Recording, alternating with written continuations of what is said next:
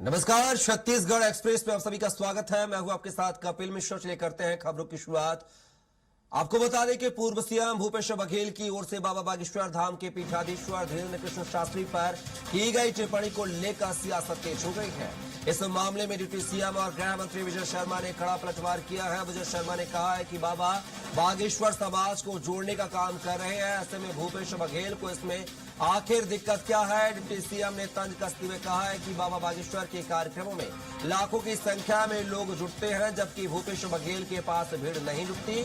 उन्होंने कहा है कि समाज को जोड़ने वाले संतों पर टिप्पणी करना दुर्भाग्यपूर्ण है और जनता सब देख रही है।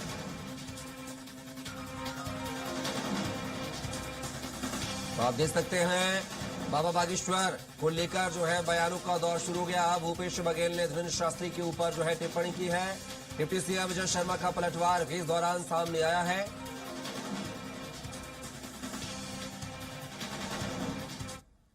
धंधा है, भारतीय जनता पार्टी की एजेंट के रूप में काम करते हैं, उसके अलावा और है क्या उसके अलावा और क्या करते हैं?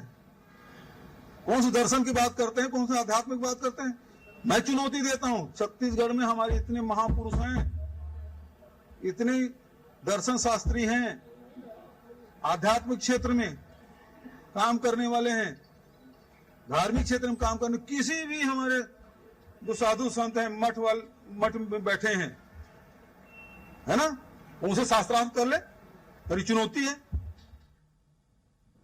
मैंने ना ये अजीब और इस तरह का बात है जिस पर चर्चा करना भी कितना उचित है अनुचित है मैं नहीं जानता हूँ।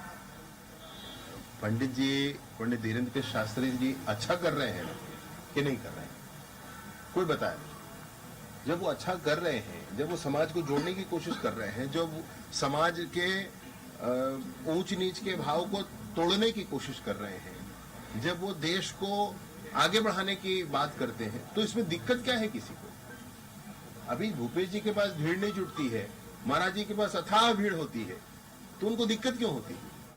और इस बात को इस तरह से जोड़ना कि वो क्या करेंगे, बच्चा है मेरे सामने, मतलब मैं नहीं सोचता हूँ भाई कि। और इसी खबर पर जो है हमारे साथ सुनील चौधरी जो कि बीजेपी प्रवक्ता है, साथ ही कांग्रेस से अजय साहू जी हमारे साथ जुड़े हैं, कांग्रेस प्रवक्ता है। सबसे पहला सवाल जो है कांग्रेस प्रवक्ता से कर लेते हैं। अजय साहू जी, भूपेश बघेल साहब को दिक्कत क्या है? अगर धीरेन्द्र कृष्ण शास्त्री पहुंचते हैं, एक साधु का अपना व्यक्तित्व अपना चरित्र होता है, अगर वह हिंदू राष्ट्र बनाने की मांग करते हैं तो मांग तो हर कोई कर सकता है, अभिव्यक्ति की आजादी हर किसी को बोलने की है। अब वो बीजेपी के एजेंट के रूप में काम कर रहे हैं, ये कहां से आ गया अजय जी? देखिए, धीरेन्द्र शास्त्री जी जो अपने आप को तथाकथित संत बताने का काम करते हैं, वो कहते हैं, वो दावा करते हैं कि उनका हनुमान जी से सीधे संवाद होता है। लोग श्रद्धालु के रूप में जब उनके पास जाते हैं तो वो उनको कहते हैं कि ये पर्ची में लिखा है आपका कैंसर का इलाज ठीक हो जाएगा। ये अंधविश्वास फैलाना है तो नहीं है तो और क्या है? हमारी आपत्ति उनके हिंदू राष्ट्र की मांग से नहीं है, हमारी आपत्ति उनकी बातों से है, हमारी आपत्ति जो है वो उनके शब्दावली से है।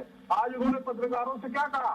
उन्होंने कहा जो खुजलीबाज पत्रकार है वो अपना कर सकते हैं, फट्टी के भरे जैसे शब्दों का इस्तेमाल करना, क्या ये किसी संत की भाषा हो सकती है? ये छत्तीसगढ़ है, ये गुरु बाबा घासीदास की जमीन है।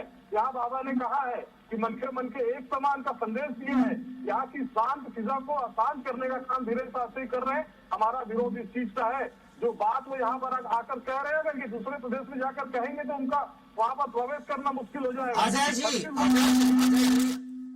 अजय जी, पैसा सुनिए, पूरी बात, ताकत है कि नहीं सुनने की? सुनिए पहले। अजय जी, हमारे पास तो बहुत ताकत है, लेकिन आपको बोलने की ताकत शायद कम पड़ जाएगी। ये बताइए मुझे, अब मेरा सवाल सुन लीजिए अजय जी, सवाल सुन लीजिए मेरी। आपने जो सवाल किया उसका जवाब दे रहा हूँ, उसको सुन लीजिए पहले। छत्तीसगढ़ के टैक्स पेयरों का पैसा छत्तीसगढ़ के शासन के विमान से किस हैसियत से उपयोग करते हैं? छत्तीसगढ़ के हेलीकॉप्टर का किसी हैसियत से उपयोग करते हैं? अजय जी, हमारे विमान, अजय जी मैं आपकी भावनाओं को समझ गया हूँ। अजय जी, ये सब पूरे सवाल का जवाब जो है बीजेपी प्रवक्ता हमारे साथ जुड़े हुए हैं सुनील चौधरी जी। सुनील चौधरी जी बीजेपी के एजेंट हैं बागेश्वर धाम, वो आके यहां पर भगवाकरण करते हैं और सबसे बड़ा आरोप जो लगाया है वो शासकीय प्लेन का आरोप लगाया। छत्तीसगढ़ शासन का विमान को लेकर पहुंचा था, इसको लेकर क्या कहेंगे आप? जी राम राम, जय जोहार, जय छत्तीसगढ़। देखिए, ये छत्तीसगढ़ जो है ये हमारी माता कौशल्या की जन्मभूमि है। भगवान श्री राम जी का ननिहाल है। और भगवान श्री राम जी के ननिहाल में यदि कोई आकर के वो राम कथा कहना चाहता हो, हनुमान चालीसा को बात करना चाहता हो, तो भाई ये कांग्रेसियों के पेट में क्यों दर्द हो गया? मुझे तो समझ नहीं आ रहा। भूपेश बघेल जी, विनाशकाली विपरीत बुद्धि। आप याद करिए कि कांग्रेस की सरकारों के समय भी बहुत सारे साधु संत जो है, महात्मा जो है, जिनके नाम से यहाँ पर बहुत सारी संस्थाएं चलती है, वो लगातार आते रहे, कभी किसी ने विरोध नहीं किया। लेकिन हाँ, आपके स्वर्गीय पूज्य पिताश्री ने जरूर भगवान राम जी के संबंध में अपशब्द कहे थे। ब्राह्मणों को कहा था कि वो विदेशी हैं, उनको यहाँ से बाहर निकालेंगे। तो शायद हो सकता है भूपेश बघेल जी उसी परंपरा को आगे बढ़ा रहे होंगे। लेकिन देखिए, इनको तकलीफ क्या होती है जब भी सनातन की बात आती है, जब भी हिंदुत्व की बात आती है, जब भी भारत के मान बिंदुओं की बात आती है, तो इनको वो लोग भाजपाई लगते हैं। तो कहीं ना कहीं बहुत बहुत धन्यवाद कि आपने माना इस बात को कि हाँ, हम सनातनी हैं, हम भारत संस्कृति के रक्षक हैं, हम जो है भारत के मान बिंदुओं की रक्षा करने वाली पार्टी है।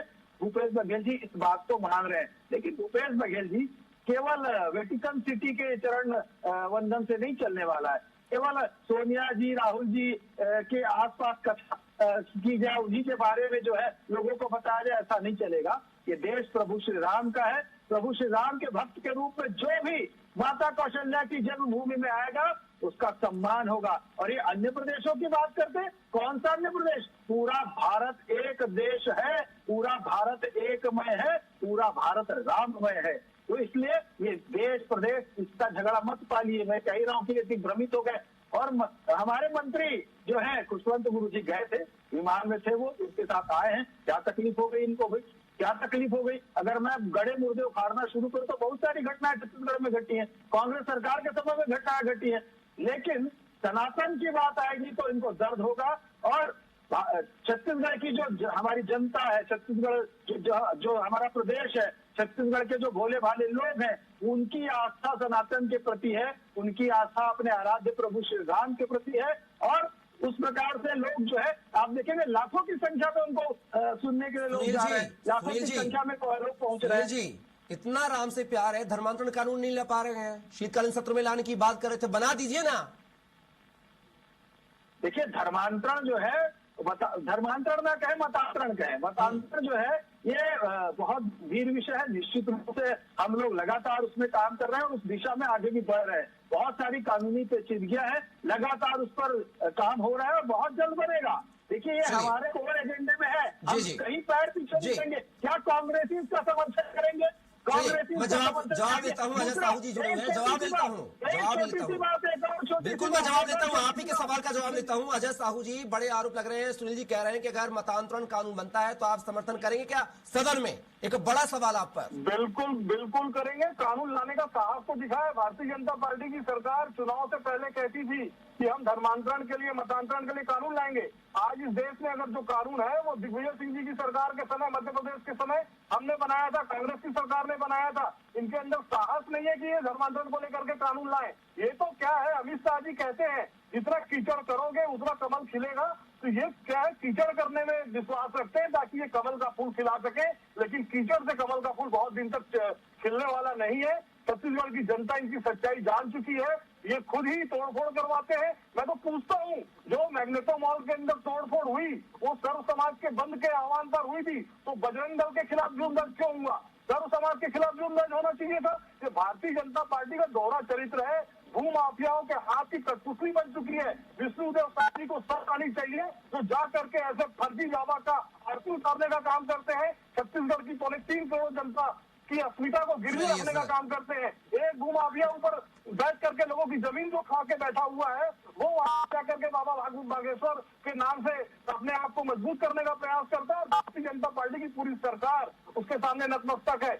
अगर एक मंत्री को आप उसको लेने भेज दिए, ये मंत्री को क्या जनता ने इसलिए बनाया है कि किसी एक भोगी बाबा को लेकर के जाएगा और हनुमान चालीसा की बात करते हैं? देखिए, बहुत बात बोल रहे हैं। पहला नहीं हुआ तो हनुमान चालीसा चलिए, सुनील जी और आनंद जी दोनों मेहमानों को रुकना चाहूंगा। फिलहाल के लिए चर्चा का हिस्सा बनने के लिए दोनों मेहमानों का बहुत शुक्रिया, धन्यवाद।